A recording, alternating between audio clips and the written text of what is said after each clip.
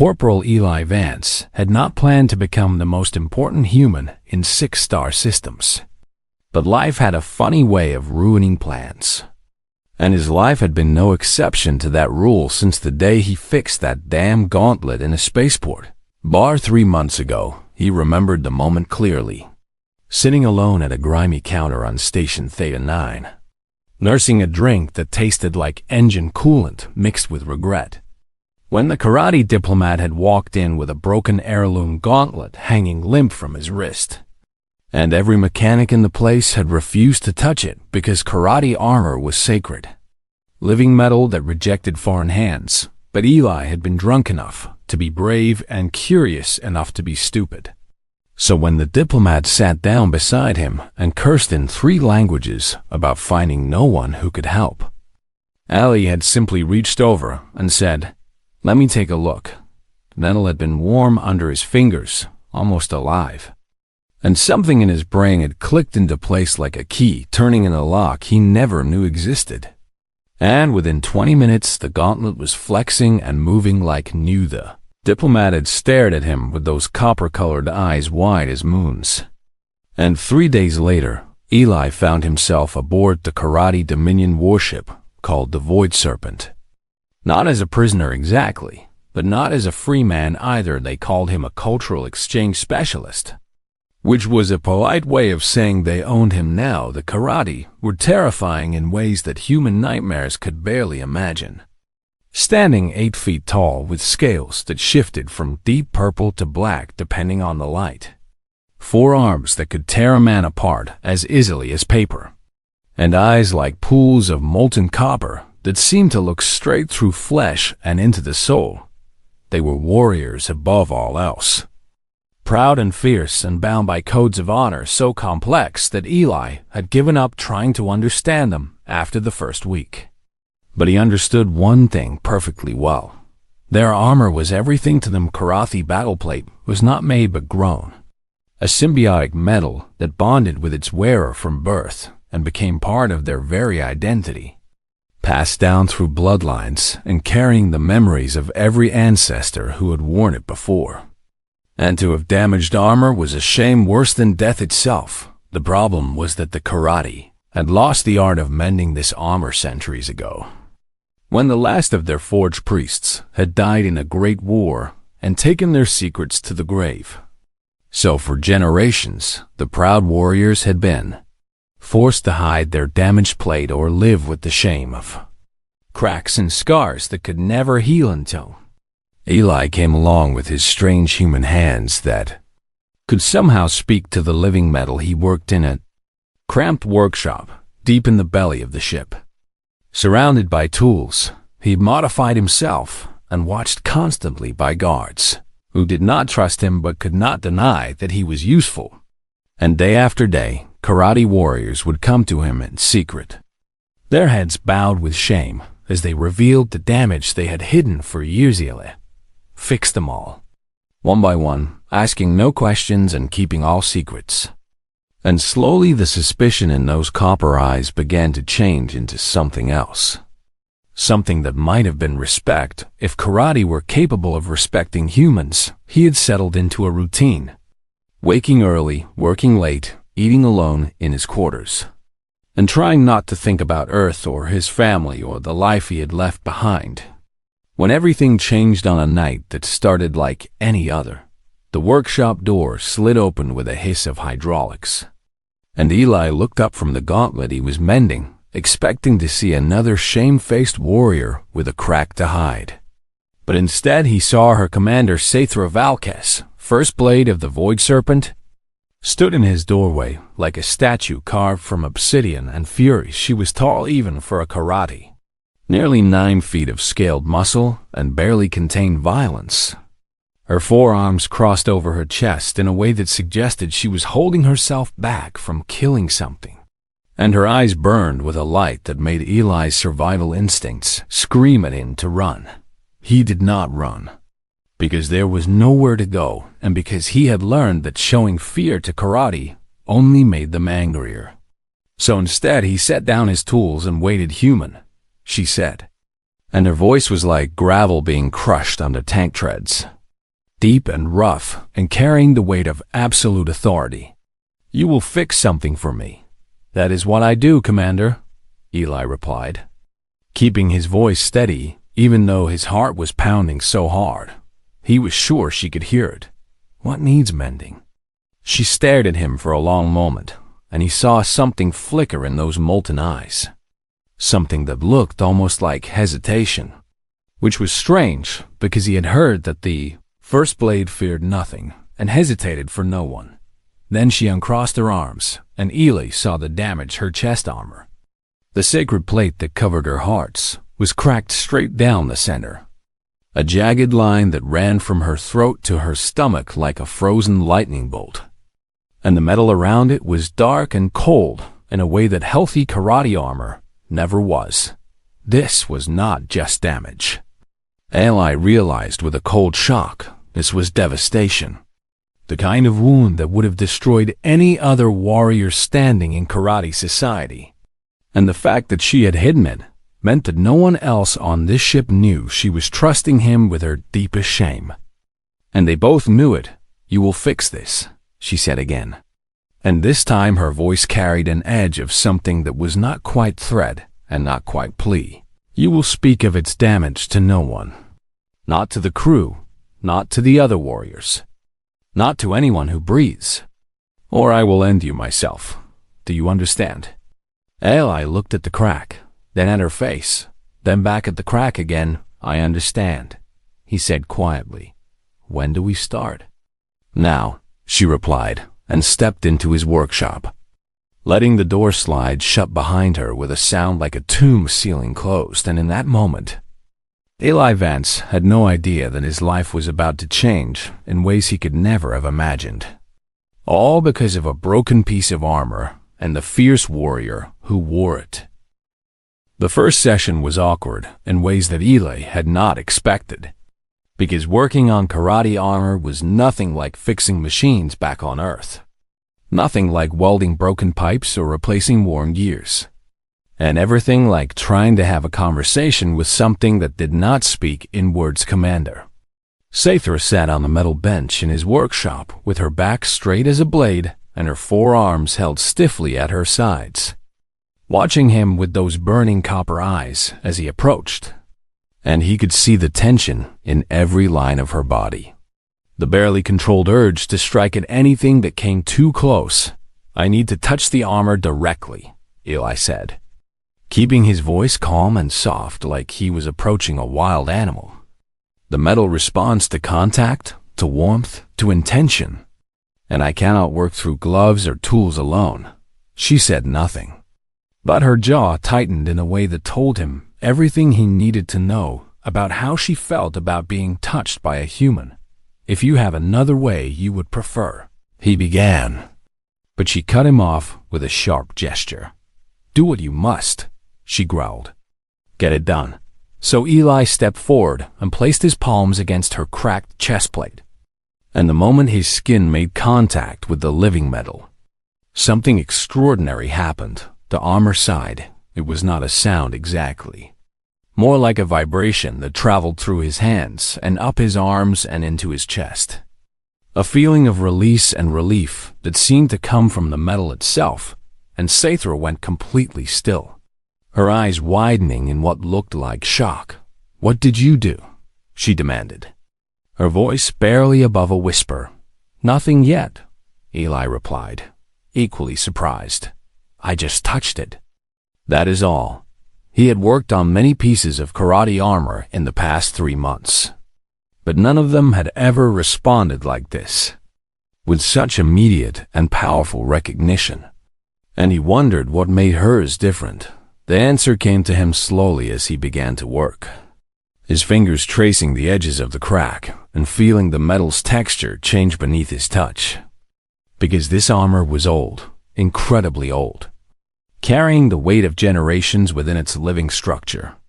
And it had been so long since anyone had truly touched it with the intent to heal. "The metal can feel your emotions," Eli murmured, not looking up from his work. "It is connected to you, bonded to your nervous system, and right now it can feel how tense you are. How much you are fighting against this. I am not fighting anything, Sathra said through clenched teeth. You are holding your breath, he pointed out gently. Your muscles are locked, your hearts are racing. I can feel all of it through the armor, and the metal is responding by tensing up too, which makes it harder to mend. She was silent for a moment, and he could feel her pride warring with her need, her hatred of showing weakness, battling against her desperate desire to be whole again. What would you have me do? She finally asked, and the question seemed to cost her greatly. Relax, Eli said simply. I know that karate do not relax. I have heard that from every warrior who is sat in that chair. But the armor does not care about karate pride. It only cares about you, and if you want it to heal, you need to let go of whatever you are holding on to. You speak as if you understand the armor better than I do. I do not understand it at all, Eli admitted. I only know what I feel when I touch it, what it tells me through my hands. And right now, it is telling me that you are carrying something heavy, something that goes beyond physical damage. The silence stretched between them like a wire pulled tight, and Eli continued to work, his fingers coaxing the edges of the crack to soften and remember their original shape. And slowly, gradually, he felt something change as Ithra's breathing deepened. Her muscles loosened just a fraction, and the metal beneath his hands grew warmer. Think of something that brings you peace, Eli suggested. Something that has nothing to do with war or duty or honor. Something from before you became the first blade. There is nothing, she said immediately. There is always something, he countered. No one is born a warrior, Commander. Somewhere in your past there is a memory of being something else. Something softer, and I need you to find it. More silence. And Eli thought she would refuse, would stand up and leave and maybe throw him out an airlock for his presumption. But instead she spoke, and her voice was different somehow. Younger and far away, there is a lake on my homeworld, she said slowly, as if pulling the words from somewhere deep and hidden. The water is black as the void between stars. And when I was a child, before my training began, I would swim there at night when no one was watching. The metal warmed further under his hands. And Eli smiled even though she could not see it. Tell me more, he said. The lake was filled with bioluminescent eels, she continued. And now her voice had taken on a dreamy quality that seemed completely wrong coming from someone so fierce. They would rise to the surface at night, glowing blue and green, and I would float on my back and watch them spiral around me like living stars. The crack beneath Eli's fingers began to soften, the edges losing their sharp, angry quality and becoming almost fluid, and he pressed gently, encouraging the metal to flow back together. That sounds beautiful, he said. It was, Sathra agreed. I have not thought of it in many years. There has been no time for such memories. No room for softness in the life of a first blade. The armor remembers, Eli told her. Even if you tried to forget, the armor kept that memory safe. And now it is using it to heal. She looked down at him then. And for the first time since she had walked into his workshop, her eyes held something other than anger or suspicion. Something that might have been wonder. How do you do this? She asked. How do you speak to the metal as if it were alive? I do not know, Eli answered honestly. Humans are not supposed to be able to do this. No one understands why I can. Maybe it is something in our hands. Something in the way we evolved to use tools and build things. Or maybe I am just a freak of nature. You are strange, Sathra said. But it did not sound like an insult. I have been called worse, Eli replied with a small smile. Now close your eyes and think of those eels again. We have a lot of work to do, and the metal is finally starting to listen. She closed her eyes. And for the first time, Eli saw the commander without her mask. And he realized that beneath all that fury and pride was someone who had simply been broken for a very long time. The crack would not heal in one session, or even 10, but as the hours passed and the metal slowly remembered its shape, Eli began to understand that he was not just fixing armor, he was mending something much deeper, and he was not sure either of them was ready for where that would lead. Days turned into weeks, and Saithra kept returning to the workshop, always at night when the corridors were empty, always with that same mixture of pride and shame burning in her copper eyes. And Eli learned to read her moods through the temperature of her armor before she ever spoke a word. Crew had begun to whisper, because secrets on a warship were like water in cupped hands, impossible to hold for long, and though no one knew the true nature of Saithra's visits, everyone knew that the First Blade was spending time with the human. "They say you have bewitched me," Saithra told him one evening as he worked on a particularly stubborn section of the crack. "They say humans have strange powers of manipulation, that you have put some kind of spell on my mind to make me trust you. Have I?" Eli asked without looking up. "I do not know," she admitted, and there was something almost vulnerable in the way she said it. "I have never trusted anyone outside my bloodline, and even them I trusted only as far as honor demanded. But you are different somehow. Maybe it is not me," Eli suggested. "Maybe it is just the situation. You have been carrying this damage alone for so long. And now someone finally knows, and there is relief in that. Relief in not having to hide." She considered this for a moment, her forearms folded in her lap in a posture he had come to recognize as thoughtful. "Perhaps," she allowed. "Or perhaps humans really are as dangerous as the old stories say. Not because of your weapons or your numbers, but because you make others feel things they should not feel." Eli smiled at that, because it was the closest thing to a compliment he had ever received from a karate, and returned his attention to the crack. It was healing well, the edges growing closer together with each session, but there was a spot near the center that refused to change, a cold hard knot of metal that rejected his touch no matter how patient he was. And he had been putting off asking about it because he knew the answer would not be easy tonight. He decided it was time to ask. "The crack is closing," he said carefully, "but there is something in the middle that will not heal. A place where the metal has gone cold and hard. And I think you know what it is." Saithra went very still, and the armor under his hands chilled so suddenly that he had to pull back. "I do not wish to speak of it," she said, and her voice had gone flat and dangerous. "I know," Eli replied gently, "but the armor does not care what you wish. It only cares what you need. And right now, it needs you to let go of whatever happened here. You do not understand what you are asking. Then help me understand," he said, "because I cannot fix this without knowing what broke it in the first place. The metal is holding on to something, a memory, a trauma, and it will not release it unless you do." The silence stretched so long that Eli thought she would leave, would walk out and never come back, and he prepared himself for that possibility, for the loss of something he had not realized he valued until this moment. But she did not leave. "A blade," she finally said, and her voice was barely above a whisper. "That is what made the crack, a karate blade, driven through my chest plate by someone I trusted completely." Eli said nothing, waiting for her to continue. "Her name was Voltara," Saithra went on, each word seeming to cost her. "She was my second in command, my shield sister, bonded to me by oaths that should have been unbreakable.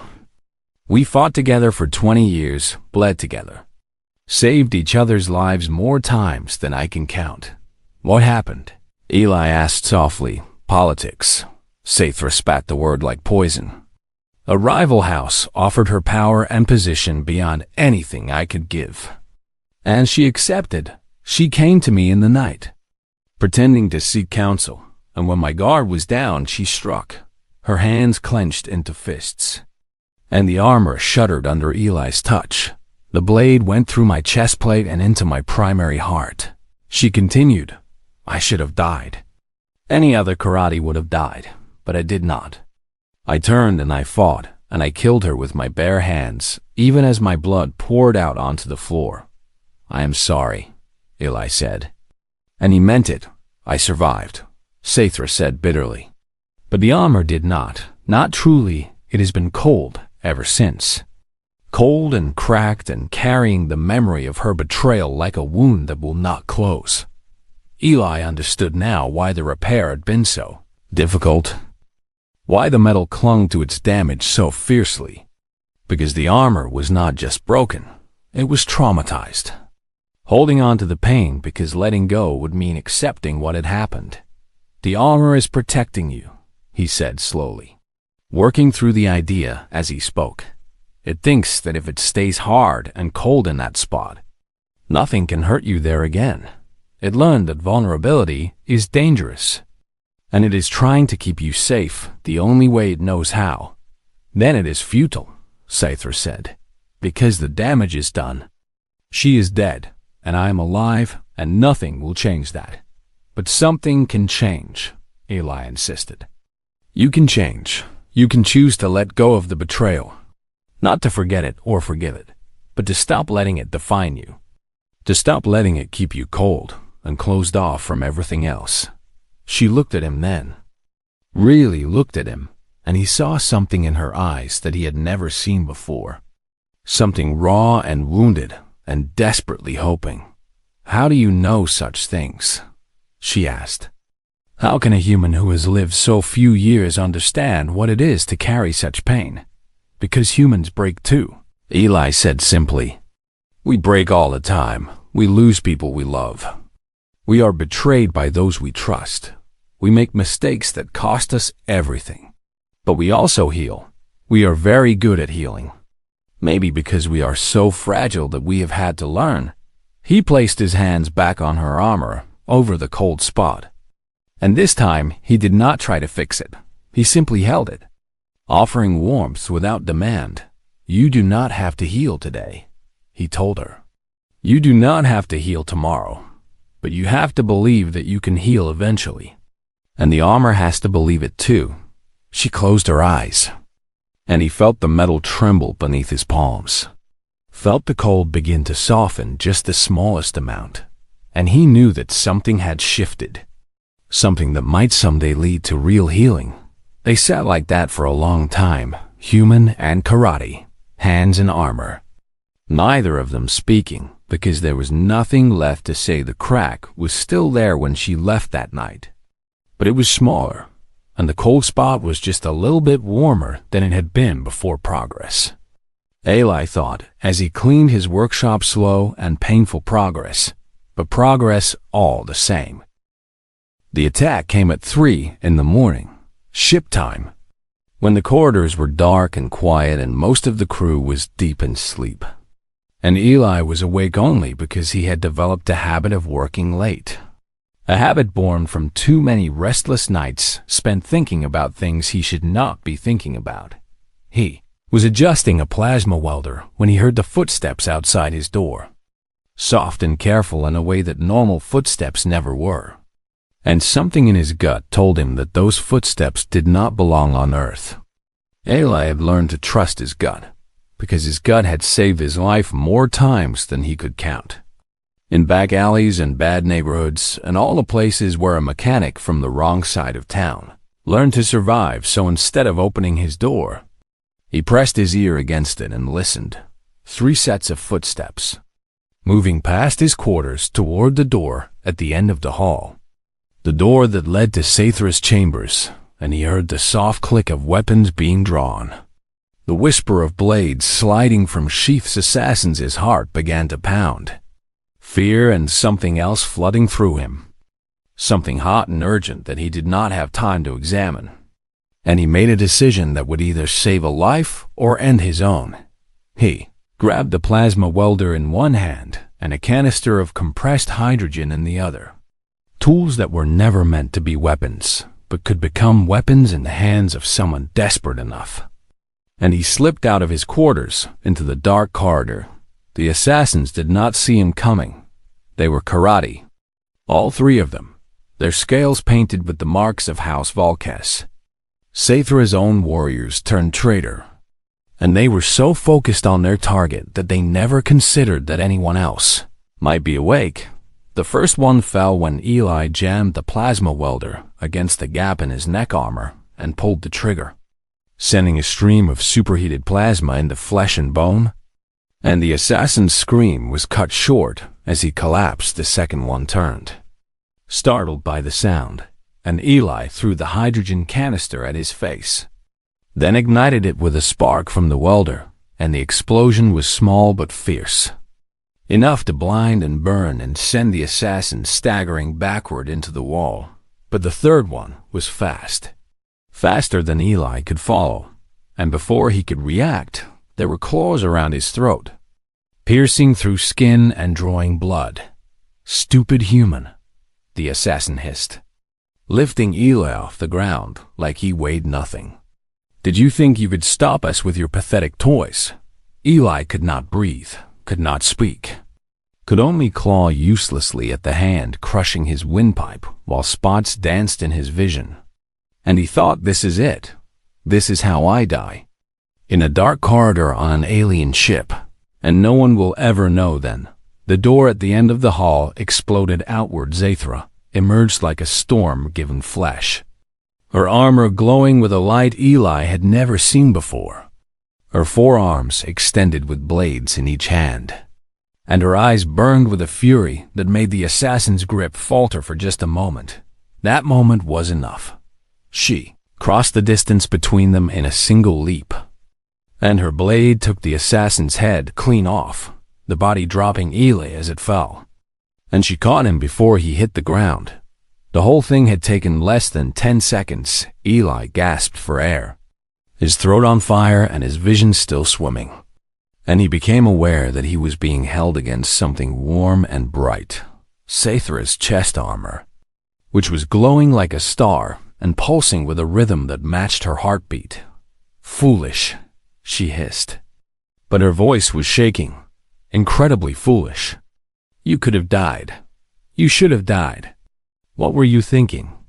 "Didn't though," Eli managed to rasp, and then he laughed. A wet, broken sound that hurt his ruined throat but felt necessary somehow. "This is not funny," Sathra snarled, but she did not let go of him. "You are a human. You have no armor, no weapons, no training. What made you think you could fight karate assassins?" "Didn't think," Eli admitted. "Just acted. Heard them coming for you and something in me wouldn't let me stay hidden." She stared at him, and he saw confusion in her eyes. Confusion and something else. Something that looked like it might be fear, but not fear of him. Fear of something else entirely. "You are bleeding," she said, her voice softer now. "I know. You saved my life. I know that too." "Why?" she demanded. "I am not your clan, not your house, not even your species. I am nothing to you. Why would you risk everything for me?" Eli looked up at her, at this fierce warrior who had been nothing but cold and harsh since the day they met, who had trusted him with her deepest shame and shared memories she had buried for years. And he realized that he did not have a logical answer. "I don't know," he said honestly. "I just knew I couldn't let you die. Not if there was anything I could do to stop it." She held his gaze for a long moment, and something passed between them. Something that neither of them could name, but both of them felt then. She lifted him like he weighed nothing and carried him to the medical bay, shouting for medics in a voice that shook the walls. And she did not leave his side until his wounds were treated and his breathing was stable later. When the ship's security had taken away the bodies and the corridor had been cleaned of blood, Sathra returned to his bedside with a strange expression on her face. "The armor," she said quietly. "It healed." Eli blinked at her through the haze of painkillers, not understanding. "The crack," she explained, pressing a hand to her chest. "It closed completely. The cold spot, too. While I was fighting, while I was trying to reach you, the armor finished healing on its own." "That's good," Eli murmured. "That's really good." "I do not understand," she said, and she sounded almost lost. I have spent years trying to heal. You have spent months working on it, and it chose to heal now, in that moment. Why, maybe, Eli said, his eyes growing heavy. Maybe it finally had something worth healing for. She was silent for a long time. And the last thing Eli saw before sleep took him was her hand. Scaled and clawed and capable of terrible violence. Resting gently over his own when he woke, she was still there. The weeks after the assassination attempt changed everything aboard the Void Serpent. And Eli found himself at the center of changes he had never expected, and did not fully understand. The three assassins had been agents of House Velketh, a rival clan that had been seeking to destroy Saithra for years. The same house that had once bought the loyalty of her shield sister. And their failure had exposed a network of traitors that ran deeper than anyone had realized. Saithra hunted them down one by one.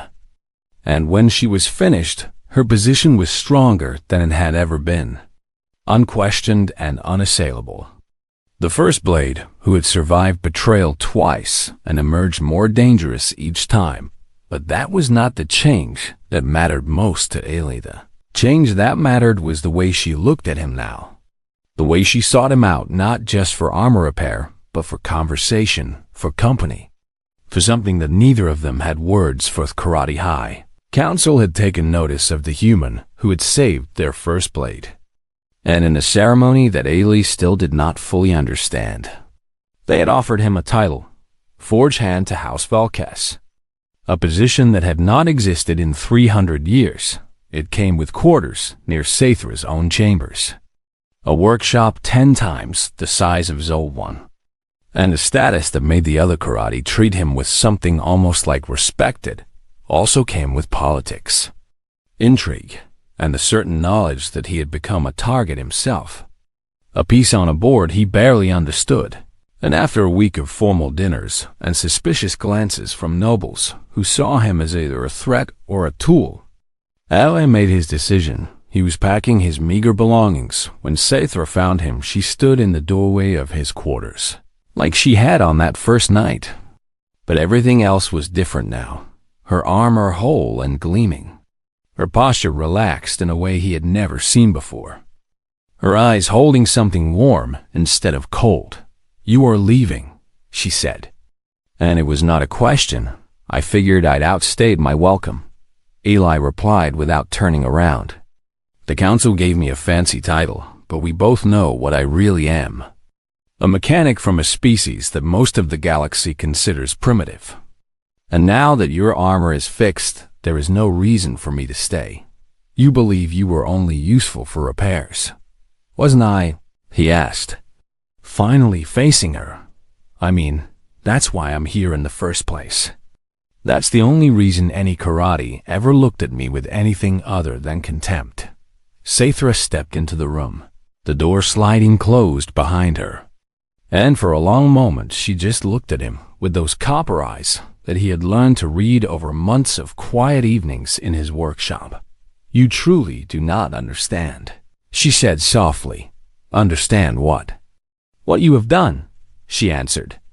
"Not just for the armor, but for me. Do you know what it means for a karate to share memories of weakness, to admit damage? To sit in silence while foreign hands touch their most sacred bond? I figured it was difficult. It was impossible," she said. Or it should have been. No karate has done such a thing in recorded history. We would rather die than show such vulnerability to an outsider. And yet I came to you night after night, and each time it became easier. Each time the shame faded a little more. She moved closer. And Eli held his ground, even though his heart was racing in a way that had nothing to do with fear. "You asked me once how I trusted you," Saithra continued. How a human had broken through defenses that had held against everything else. And I did not have an answer then, but I do now. "What is the answer?" Eli asked, his voice barely above a whisper. "You never tried to be anything other than what you are," she said. "You never pretended to be a warrior, never tried to impress me with strength or skill. You were simply honest, simply kind, simply present. And those things are rarer in the universe than any weapon or armor. She was standing right in front of him now, close enough that he could feel the warmth radiating from her healed chest plate. Close enough that he could see the tiny scales around her eyes shift as her expression changed. "Stay," she said. And the word hung in the air between them like something fragile and precious. "Commander," Eli began. "Sathra," she corrected him. "When we are alone, I would have you call me by my name." "Sathra," he repeated. And the name felt different in his mouth now. Intimate in a way that titles could never be. "I am just a guy who fixes things. That is all I have ever been. I do not know how to be what you need. You are exactly what I need," she said. And then she did something that would have been unthinkable weeks ago. Something that probably violated 100 karate customs and traditions. She took his hand in hers, her scaled fingers wrapping around his soft human skin. And she guided it to her chest plate, to the place where the crack had been. Where the cold spot had held for so long, the metal was warm beneath his palm, alive and pulsing with a light that matched the rhythm of her heartbeat. And he felt something through that connection. Something vast and deep that might have been the armor's memory or might have been something else entirely. "The armor has chosen," Sathra said, her voice low and soft. "It chose you the moment you first touched it. I simply took longer to understand." "What does that mean?" Eli asked. "What happens now?" She leaned closer, her face inches from his, and he could see his own reflection in her molten copper eyes. A small, fragile human who had somehow become important to a creature of scales and fury. "Now you keep working," she said, and there was a hint of a smile at the corners of her mouth. "The armor is healed, but I am still learning, still growing, still changing, and I would have your hands guide me as they guided the metal." Her voice dropped even lower, warm and wanting. "Go on, human," she whispered. "Don't stop." And Eli, whose hands had mended what no one else could mend, who had spoken to living metal and heard its secrets, who had fought assassins with tools and survived against all odds, understood at last that he was not done. He would never be done, because this was not mending. It was a beginning, and the thing they were building together was something that had never existed before. Not in karate history, not in human history, not anywhere in the vast cold universe. His hands moved against her armor, feeling the warmth, the pulse, the life, and she leaned into his touch with a sound that was almost a sigh outside. The stars burned cold and distant. But here in this small room on an alien ship, something new was taking shape. Something born of broken things made whole. Of walls torn down and bridges built. Tile Vance had come to the Void Serpent as a prisoner in all but name. A useful tool to be discarded when his purpose was served. He stayed as something else entirely, and when the ship jumped to hyperspace, carrying them both were